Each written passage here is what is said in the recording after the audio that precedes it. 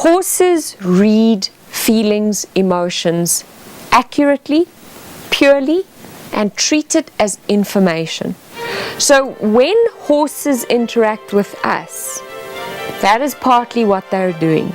They are using their almost 360 vision to read everything that's around them all the time.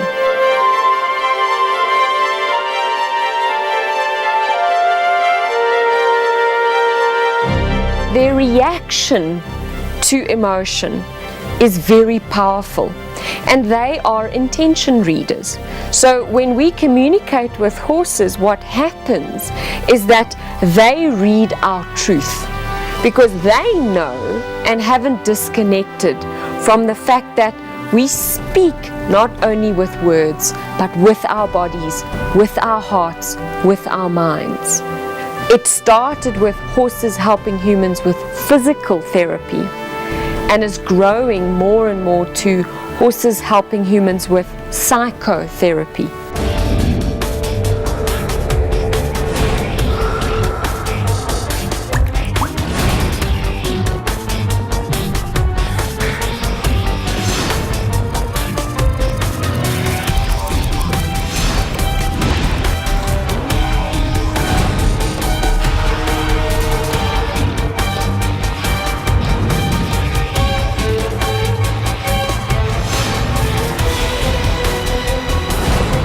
Join me, Elizabeth Marshall, as we take a road trip through the South African psyche, taking you to the edge of society's norms and beyond. It's time for Tales from the Edge.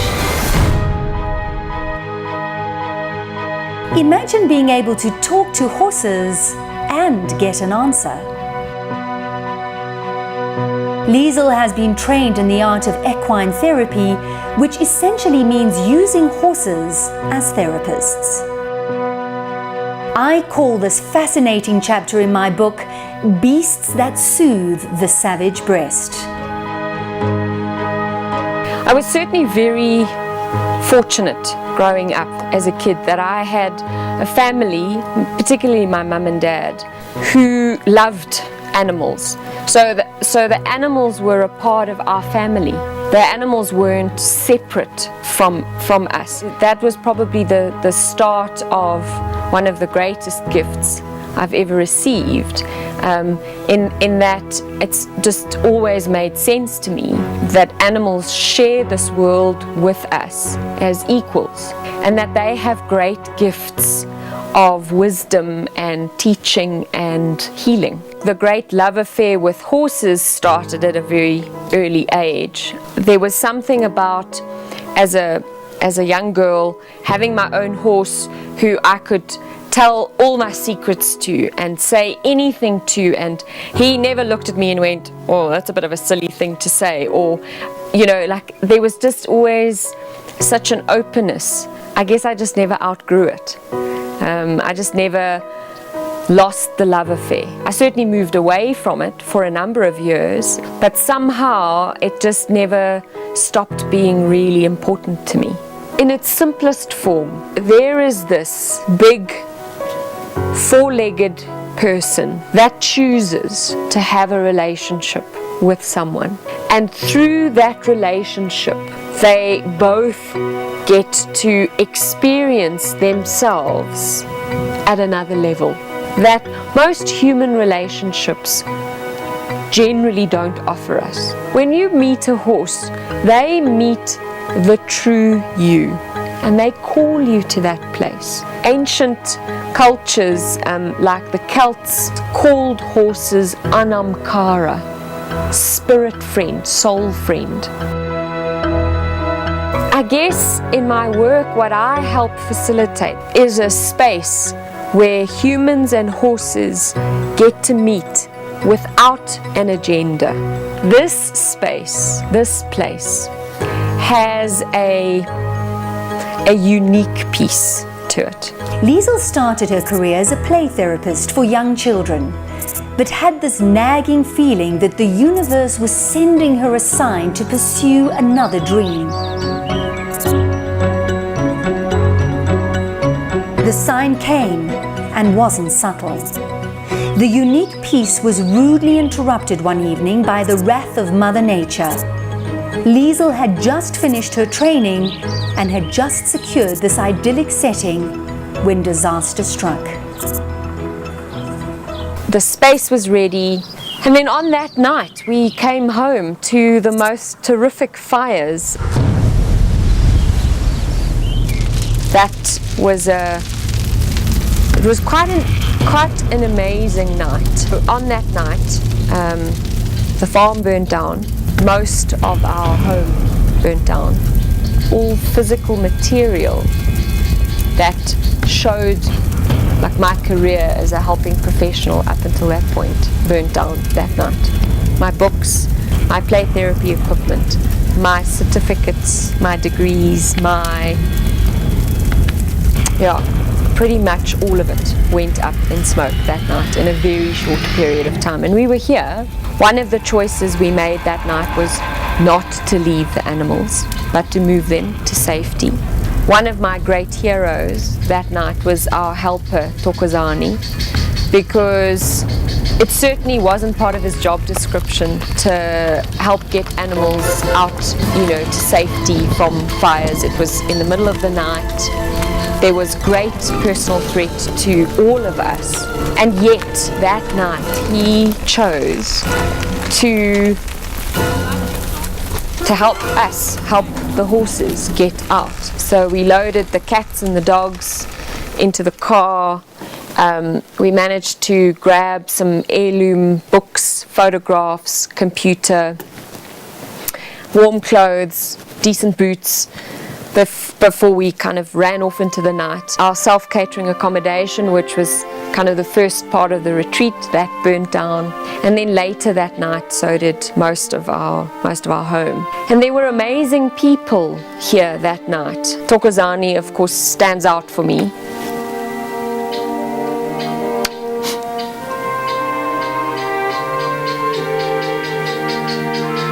Because no one asked him. No one asked him to help. He just did.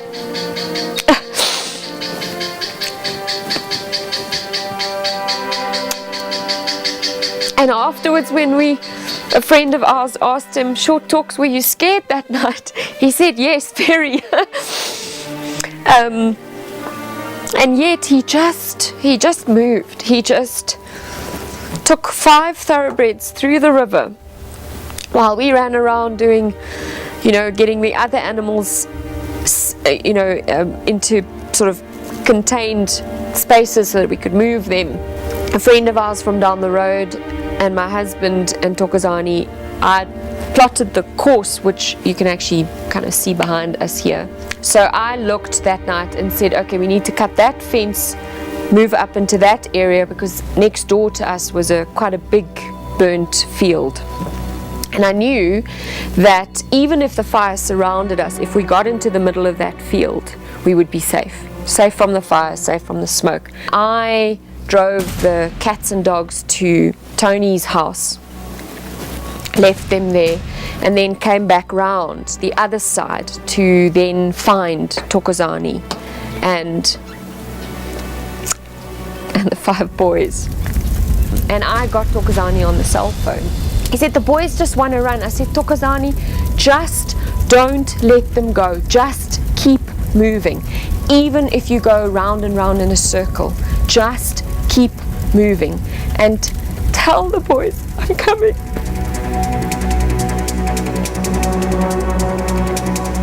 I'm nearly there. And I could hear him say to them, you're okay. She's coming. And then the next moment, the lights of the car that we were in swept across them, like below us. I jumped out of that car and ran down that hill. I don't know who was happier to see whom. Thokozani and me to see each other, or the horses to see me.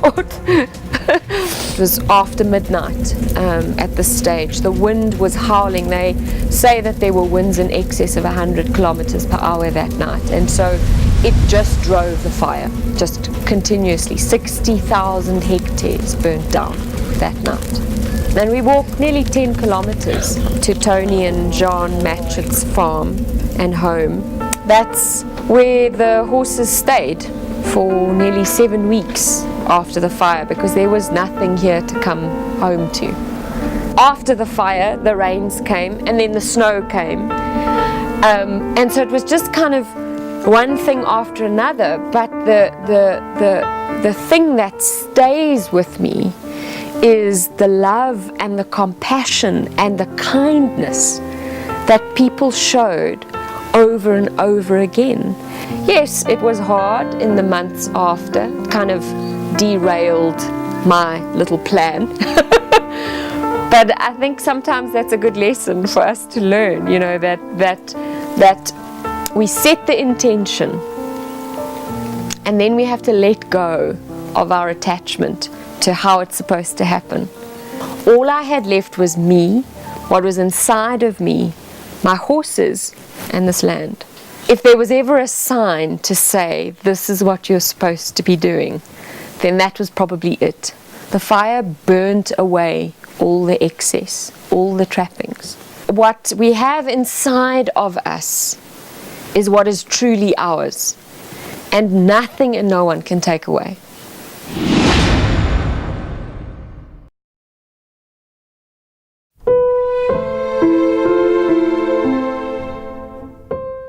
After the fire had ravaged her farm, Liesl was forced to pick up the pieces of her shattered dream and start again. Her idea of using horses to help people was still foremost in her mind.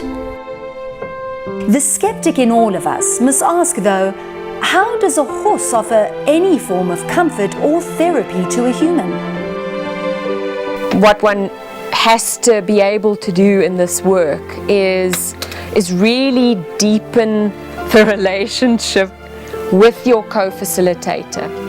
In this case, a four-legged co-facilitator. Know them, understand them, work with them. I suppose it's more common for us to think of animals as doing our bidding, isn't it? And I forget sometimes, because to me, they are people. They are my people. Such a vivid way in which I learned the lesson around allowing them to bring what they do to the work was when I was working with this one little boy who is having some challenges at school with paying attention. He loves learning and he loves school, but he sometimes battles to focus his attention. Between him and his mum, we decided that he would come for some what we call horsemanship. And so we got into the arena with my horse Twilight. Twilight has a huge amount of respect from the other horses because of who he is. Never aggressive, never pushy, never in your face. He's just very contained. I have a little obstacle course that I use as a tool for helping the horses be more flexible, problem solve, deal with different physical and space challenges. The little guy arrived that afternoon and he said to me, he wants to do the obstacle course with Twilight. Can we do that? So I said, yes, absolutely. We were going through the obstacle course, and there's one section where the goal is to ask the horse to move through quite a narrow line and then stop and then back up without stepping over the poles. Now, for horses that are not very flexible, struggle with back problems, it's quite a difficult exercise. And then, of course, we are using the language of the horse. No pulling on horses here, because that's not an energy that horses use. When you're working with the horses, a lot of it is about learning how to focus your attention. And we learn a lot about focusing attention with our heads, but we don't learn about focusing attention with our bodies. Twilight is a big horse. So if you get it wrong and you're in the wrong place and he happens to kind of walk into your space, if you're not paying attention, there's quite a lot of horse there to deal with. There he was, walking beautifully with Twilight, and then losing track. And at one point, what actually happened is that our little boy had been distracted by something, just stopped dead in the middle of the space, looked at whatever it was, and Twilight actually bumped into him from behind. And I kind of went, ooh, hang on, this is not feeling very safe in that way, you know, like, but he didn't bump him hard. So he just kind of like, sort of, you know, got a little bit of a shock and stopped and looked back at Twilight. The thing about this way of working with horses is that everything you do, you communicate with the horse. So it's a constant stream of communication between you and the horse. And I can see that as soon as Liam loses concentration, the horse gives him immediate feedback. What's one of the ways in which we can get our attention back? I don't know. What do you do when you ask him to slow down from a trot to a walk? What's the first thing you do? I think about slowing down. You think about slowing down. What's the next thing you do? I start to slow down myself. You start to slow down yourself, and what's the next thing that you do? I lower my energy. You lower your energy, and then you go with your breath. He says, that's right. He was leading the horse, and all of a sudden he just, like, his mind drifted a bit, and so the horse stopped because he'd stopped communicating. And then it was like, oh no, I shouldn't do that, let me wait, and then he got a chance to refocus his energy.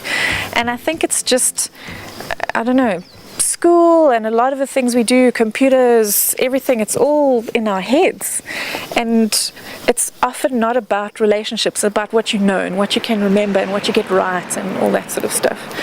Whereas riding a horse and learning in this way is a relationship with the horse, where, like, it's a very powerful being, but you can have a relationship and direct that relationship even as a child.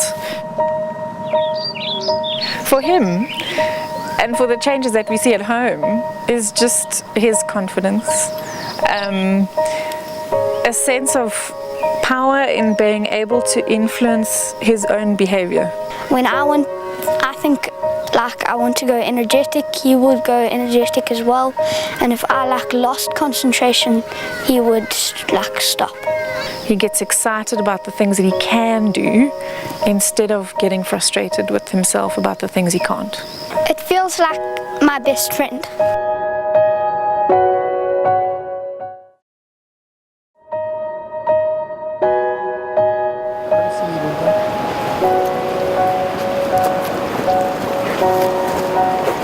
So, Kadlinki, you phoned and you said you wanted to come and walk the labyrinth with us today, and Twilight seemed to offer himself for the experience.